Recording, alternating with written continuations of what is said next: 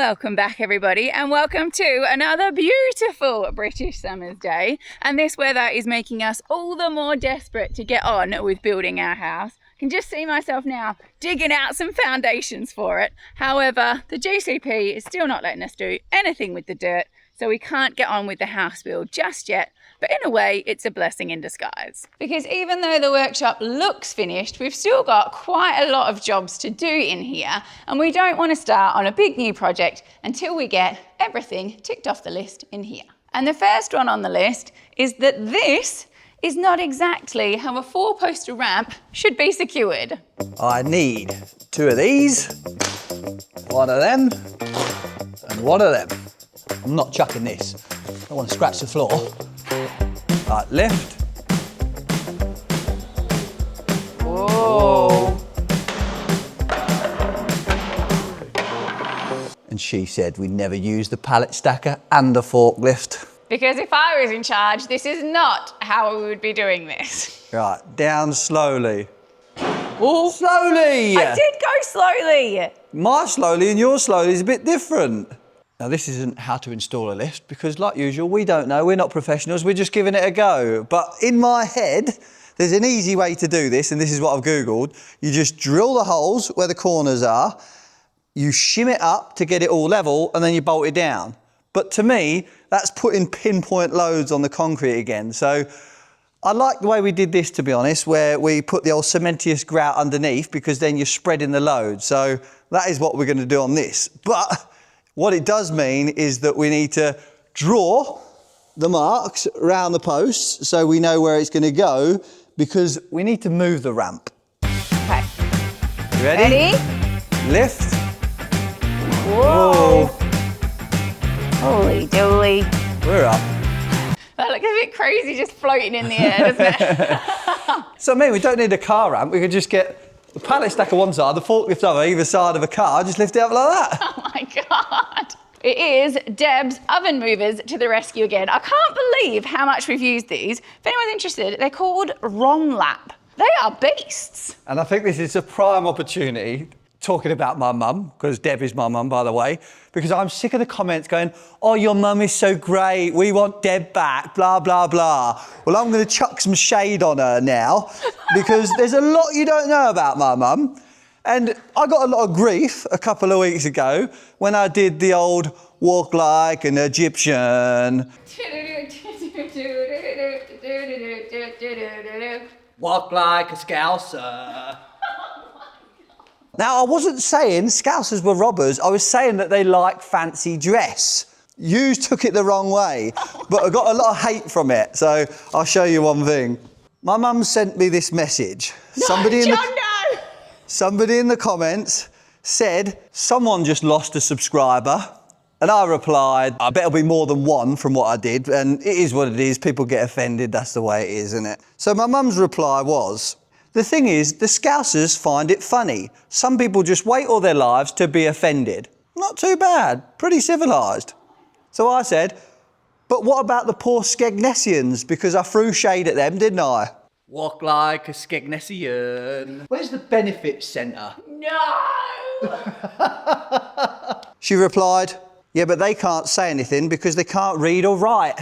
So next time you're giving me grief for all this stuff, just think where I learnt it from. I have to say, actually, kudos to Skegness. Took it like champs. No one from Skegness got upset at all. Maybe this week. Maybe some more unsubscribers. Now, the reason we're moving it is because you can't put this cementitious grout or concrete straight onto the epoxy flooring. You need to rough it up a bit first. Oh, it's so painful watching you do it. Let's hope we never want to move it, eh? But the reason we've got to do it is to get this shiny texture off that's slippy, so we've got something that it can actually adhere into.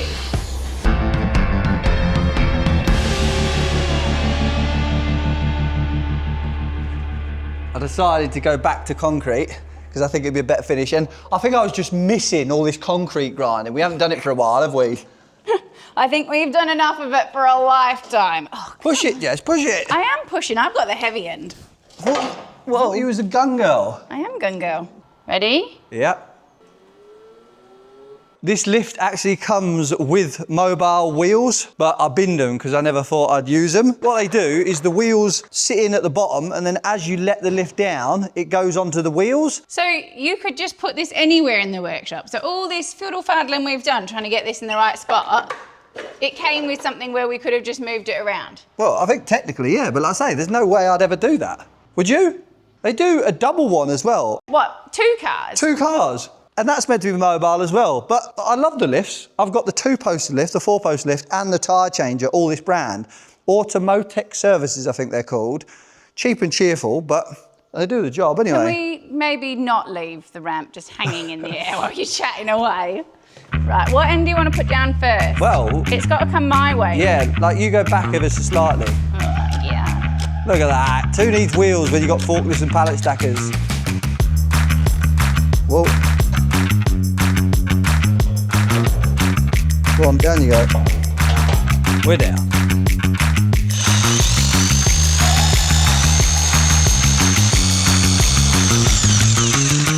Looking sexy today with the frizz and I think this might be a new haircut, although, you know my favourite haircut that I reckon I'm going to do one day? A mullet.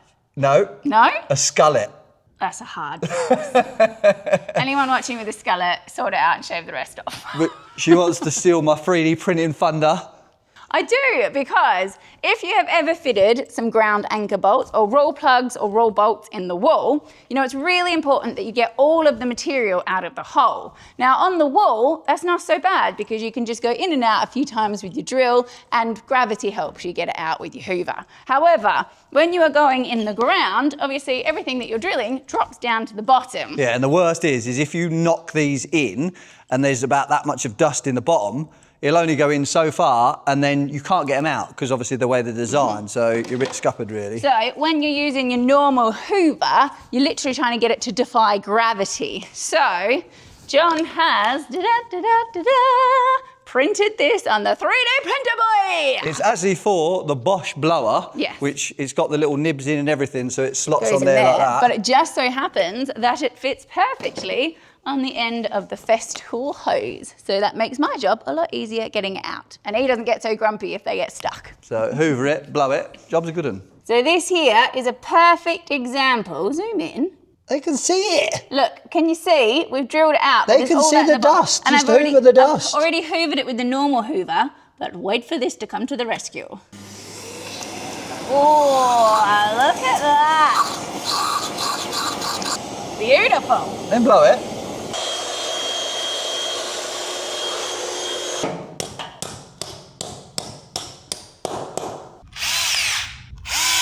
Well, the ramp is all ready to be secured and cementous grouted because we've got all the boxes in. We just siliconed along the bottom of the wood, stuck it down overnight, and now it's cured, ready for the pour. But if you look at it and you think, that's a bit extreme, John, you would be right. Because to get it bang on level, we've used the rotary laser level because not only does the force slope that way, it slopes that way as well. So we've got 1 corner square, 2, 3, and 4. To get that level, we've had to put different size shims under every post to get it exactly square, and then also for the cementous grout to go underneath. Then to get the posts level that way and that way as well, we've used a laser level. And after we've done all 4 of them, we triple checked it by measuring at the bottom, the top, sides, and the diagonals. So I'm not taking any risks. And another place I don't take any risks is online, and that's thanks to this week's sponsor, Surfshark. Surfshark keeps us safe online because it's a virtual private network. And what that means is it encrypts all of your information, which basically just makes it invisible. So big businesses and cyber criminals can't track you, hack you, or even see anything that you do online. Now, Surfshark not only makes you invisible, but it also makes the internet think that you're in a different place by changing your virtual location. I'm in England, darling. I'm in Australia, mate. I'm in Canada, buddy. Which means nothing you do online can be linked to your location, and it can save you money on flights when you do want to change your actual location. Their scam email checker also tells us if our emails are safe with just the click of a button, and you can try Surfshark risk-free with their 30-day money-back guarantee. We'll also get 4 months for free if you use our code TRUEBLUE. So just go to surfshark.com/trueblue, click on this here QR code, and I'll put the link in the description for you.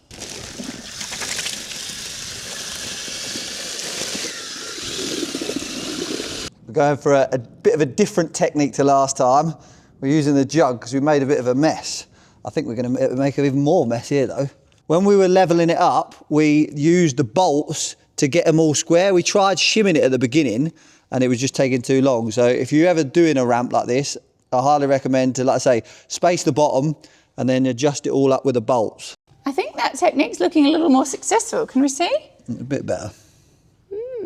4 boxes grouted and Romeo done. Now I'm hoping with all the bracing that I put on the top and the fact that I measured it a million times with a laser, it's going to lift up later on and all be hunky-dory. But obviously we can't do anything in that until it's all dry now. So we've got to turn our attention to the next project, and that is making the world's best saw bench. Because if you've ever done any DIY or cabinet making or camper builds or absolutely anything with wood or metal, you know that when you build it, just getting things the right measurement and the same measurement makes all the difference to the end result. And that is why I love this panel saw, because we've got the tape measure in it and we've got this locking beam here that we can just put in, lock up. So then when we're doing multiple cuts, all we have to do is slide it in, cut, slide it in, cut. So for example, when we made all them boxes, it was nice and easy. Well, some things we can't put through the panel saws, like big lumber. So when it comes to building the house, and specifically the walls, we're going to have multiple 2.4 metres, 3 metres and all sorts of things like that. So this is why I want to make this bench. Now, John has plagued me over the last few months with ideas about this saw bench, videos we've had to watch on ones that people do, ideas. He's even woke me up in the middle of the night to tell me about the great idea he's had for his brilliant saw bench. I do, however, agree with him that it is going to be an essential bit of kit. What's it going to be? Not an essential bit of kit. A brilliant bit of kit, especially for when we're building the house. Now, this bench itself is 3.5 metres long, and then we've got another 4.5 metres from where the saw is going to sit to the end there. And most of the bits of steel or timber that we ever use are only about 6 metres long. So we should be able to get them in here, especially because the ladders move. But if we're ever working with longer stuff, we can always turn it lengthways, and then we've got the entire length of the shed to use as well.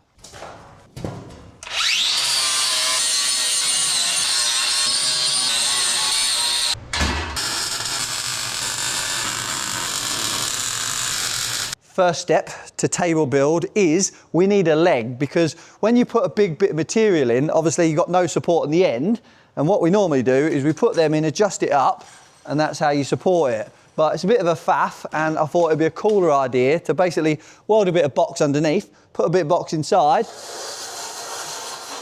pull that out, and then you'll have a leg on the end like that and maybe a couple of supports along.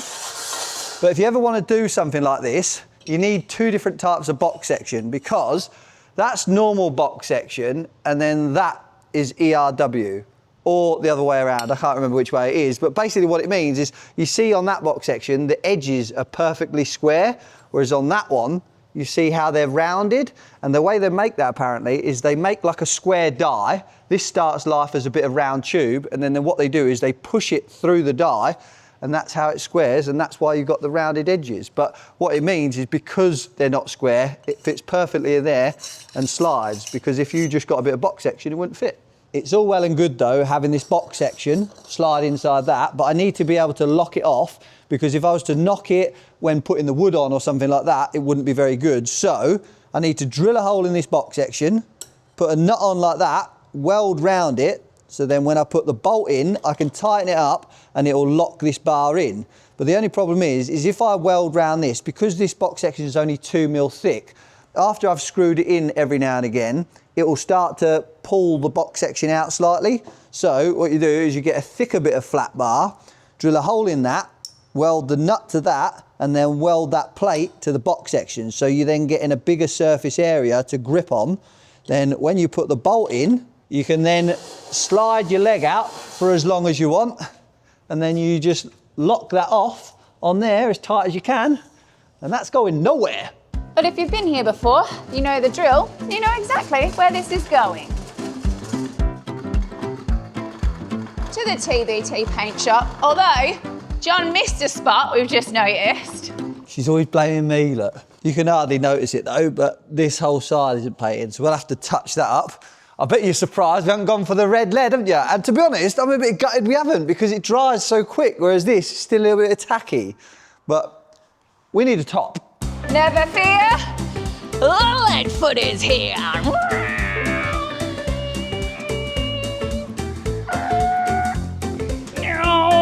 Get that wood. Slow down. Oh, I feel a bit dizzy. This thing's so much fun. I knew she'd love this when I was on about getting this, because the telehandler is quite technical, quite big and everything like that, and she loved that, so I knew this little nimble thing would be her favourite. Whoa! I do keep getting myself in a pickle though, because when you steer the telehandler, you have to do about 5 rings with your arm to get it to turn about this far, and then you get in this and you have to move about 2 centimetres. Okay, I'm coming. I've got to give a shout out to our neighbours across the road, Lee and Maddie, because they've hooked us up with some 8x4 pallets as well, so it's all nice and level now, and the boards won't bow. But I was saying to Jess, we've got 8x4 sheets up there, and it's just out the way, nice and neat, not in the way. It's such a flex. And actually, we have to say kindly, obviously thank you very much, Lee and Maddie, but quite a few of you did offer 8x4 pallets that you had in your yard, so we are very grateful for that. Thank you. Don't know why I said thank you, like I'm the queen. So we want them over by there, don't we? What, we're going to walk it over there? Yes, we can walk it. Like peasants.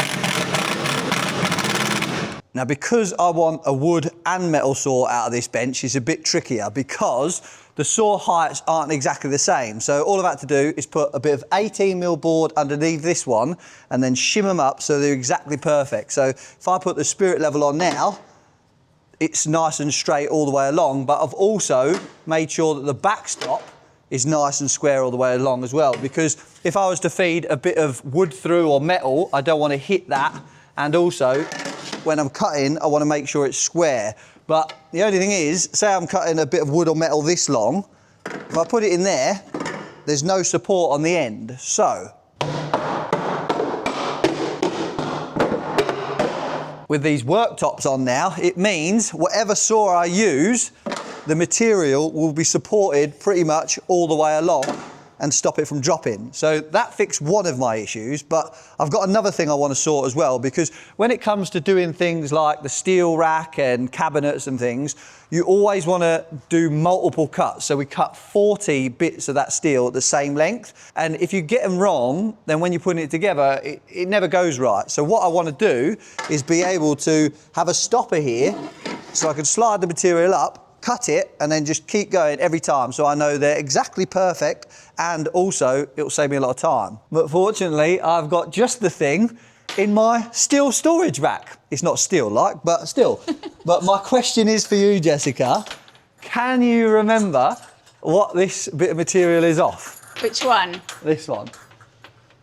That, I think, is probably off of the Tesco box that we put on the back of the old tranny van. Indeed it is, because some of you might not know this, but not only do we have the Sainsbury's van, I bought a Tesco box when we were renovating houses, and I had a flatbed transit that we put the box on the back of and we lifted it on and off with the ramp. But we had all these blue boxes full of tools in there and used it like that as almost like an Australian ute, wasn't it? It was a beauty. It was a beauty. I mean, it was utterly hideous, but it was very functional. Did the job.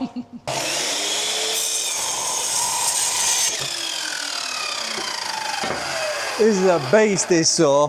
I can't remember who's paid for it now. I think it was like 70 quid, 60 quid or something like that. I'm still on the same multi-material blade as when we got it, and we've abused it. Absolute weapon as well. Show them how thick the alley is it's gone through. It's 6 got to be mil. At least 6 mil. anyone who's been about since the pins build, which was probably, what, 2 years ago now? That's crazy to think it was 2 years. Might even be longer. But anyways, when you're cutting aluminium with a normal grinding disc, use soap on it because it stops the blade from clogging up and it cuts much better. Actually, you guys taught me that one, so thanks very much for that. Works a treat. Spin it up, bit of soap on.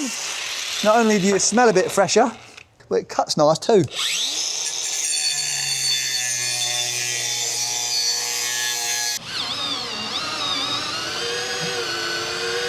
Our vision is really starting to come to life now. We have intentionally left these spaces underneath the tabletop empty though, so we can put spare blades and things like that under there. But you will probably notice that this section of the alley here and this section of the alley here, we've done a bit shorter. And that's because this wood chop saw doesn't just go 45 degrees this way and 45 degrees this way. It also rotates on an angle, so we have to slide these out the way. And as you can see, John forgot to do that once. So we can now do this and get our cuts fully on the side like that. And then we've added the shelf at the bottom. No idea what we're going to store on that now, but you know how obsessed we are with having storage. I know what I'm going to use that for. I need to rig up a dust extractor for the actual wood saw. So I'm thinking I might put a hoover under there and have it on like automatic, like the Festool. I don't know if I'm going to get a Festool or not because they're dear, aren't they? So we'll have to see about that one. That may not be an approved purchase. But you can see now, look, I can get my bit of wood in and I can slide it all the way down. So the only thing we need to be able to do the repetitive cuts now is a stopper. So it's the scrap metal rack to the rescue again. Alley box, alley angle, alley plate. The cunning plan. Box section on there. 2 plates welded either side like that, and then the angle on there like that. So that can slide up and down and get locked off at the back, but then we can slide the material up against it to make our cut, and then we can also lift this off, use it in the middle, and then use it on this end too. Next is the welding, and we've got the professional in for the job, haven't we?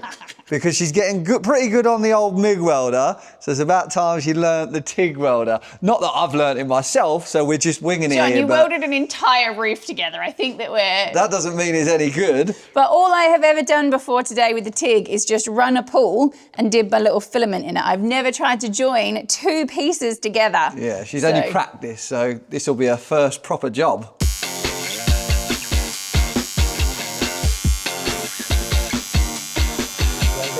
Slow it down. You see, what you did was you just kept feeding. Yeah, you weren't waiting for the pool to go. Yeah, I got wait there. I'll weld grind that off. Okay. So get the pool going. You want to properly melt in. All you're almost doing there is like putting a weld on top. Yeah. Do you know what I mean? Like wait for the weld to get going a bit. Get it into the actual metal a bit. Round 2.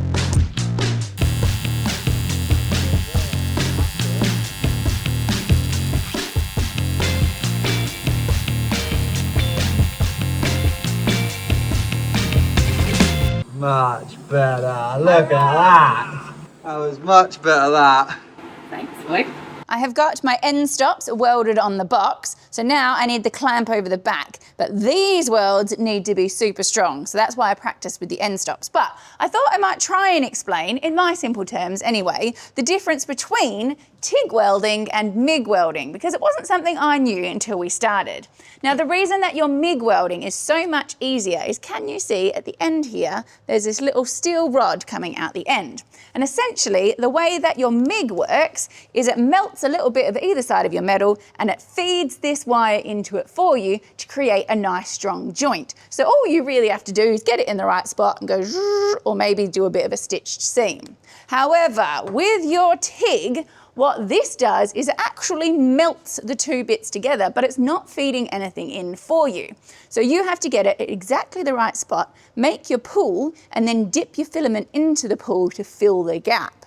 But the other thing to think about as well is Mig, she's hardcore. There's a little bit of rust in there, a bit of paint, a bit of contaminant. She just through it. However, your TIG torch will have a little meltdown. She's a bit of a princess and she goes, no thank you. Now that wasn't the most scientific way to explain MIG and TIG, so no grief in the comments please. It's quite hard sometimes, and this is just in our terms. We're not professionals, like I say, we're just winging it. This is welding according to Jess. Yeah. Why'd you have to make the noise? Usually do. Helps you know you're ready then when it makes the noise. Yeah. Stop making the noise. I don't even know I'm doing it. Okay. I'll try and do it in my head.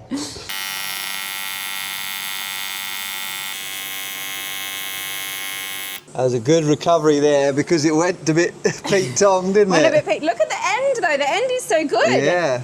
The beginning's a bit dandelion. It just I didn't get enough. I needed to sort of move. Can I move it to make my pool go where I want it to go? You can visualize it. Well, it is not the prettiest of things, but we do have one very heavy duty end stop, and it just slides over at a bit of angle like that and tightens with a thumb screw. We need another one to come in the post. But the reason we've done it so heavy duty is if we've got ourselves a nice big bit of wood or steel in here, we can slide it down and bang it up against the end, and we don't have to worry that it's even going to move by a millimetre.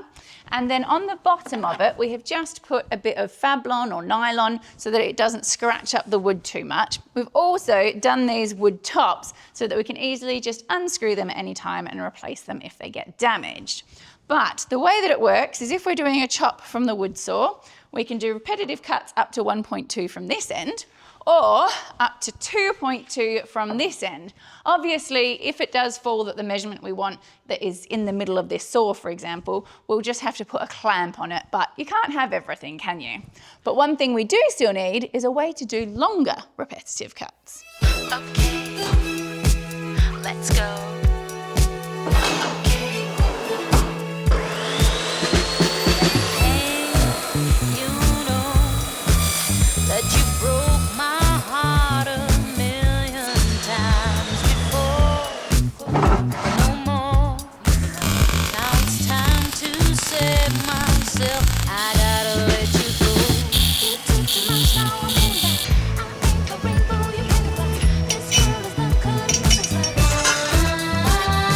That's one done.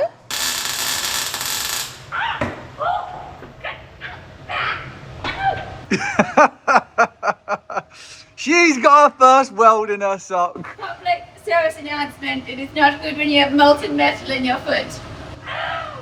That's why you need to be wearing safety footwear. I am wearing my boot. It's quick release then, look. I say, getting over you and that's my victory. I say, And that's two done. So now you just slide this out to wherever you want it, release that, and the leg drops down. And we've also made these little rubber feet adjustable because we've welded some nuts in there. So if the floor's not perfectly level, you can adjust them there. So now when you've got your bit of material, you can slide it along and then it hits that end stop there. And then you've also got a lock inside here, which you lock off. So that's not going to move. So that's how we're going to do our end stops for the long pieces. But then say if you wanted to go real long, you just loosen that off, slide this right out. Because that bench is like, I think 3 meters, is it, the bench? It is 3 meters long, yes. This comes all the way out. But if you did that, like that bit of material's just dropped down there, you need a support in there as well. So this then slides along like that. Same again, you drop your foot down there, and then when this comes along now, it's got a support to your end stop. So from this saw blade now, all the way to the end here is 4.7 meters.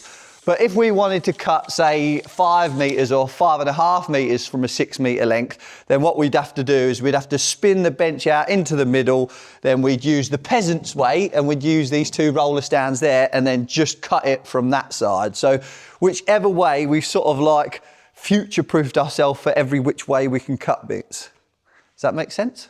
I think that makes sense. Yeah? Yeah, you just can't do the repetitive cuts, obviously, using these rollers. You would have to measure and cut every one. See, that's where we would, because if you go in that end, then... Oh, yeah, you could use that stopper and just cut what you need off of it to get the repetitive Yeah, because cut. obviously if it's 4.7 that way, you've only got 1.3 left over. Well, that goes to 1.2, so... Ding, ding, ding, ding, ding! It's a brilliant bit of saw table for the workshop. There's one last thing we need to make for it though, and to do that we need to fold along this edge. This is a bit of aluminium that we took off the pins when we were doing it, when we stripped it down from being a fire truck. I knew it'd come in handy one day, but to fold it, I have got a little folder, but obviously it's not wide enough, and also when you put your material in and you fold it, if you've got like an edge like this has, obviously it doesn't work. So I'm looking to buy one 2.4 metres long, and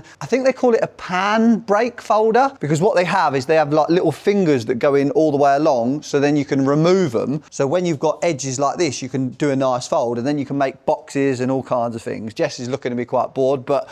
Do we need it to buy the house? No, we buy don't. The house, build the house. No, we do not. So when can you have it? After the house is done. Plus it's like a few £1,000, so yeah, it's going to be one of them. Dream on! So this is the poor man's way of doing it.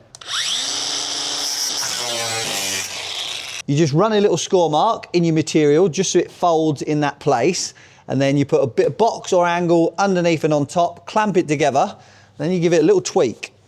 Get the guns out. See? You don't need a box pan folder. It's never going to be perfect, but it's the best we can do. Needs a couple of sides.